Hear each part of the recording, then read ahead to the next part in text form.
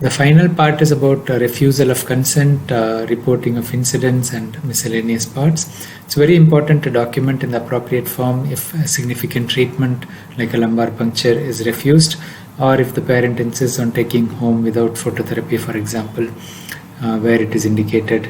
If it's a really difficult case, like the baby is not really ready for discharge, but the parents insist, it will be against medical advice forms, and you need to escalate to your senior in these cases.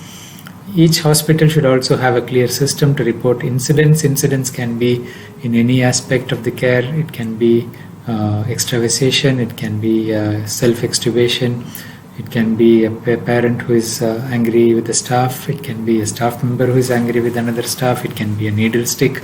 So we should encourage a culture of safety, and reporting incidents should be for improving the quality of care provided within the unit. So it's a system, and we shouldn't have a punitive response, so this will encourage people to report it. We can discuss incident reporting in a separate topic.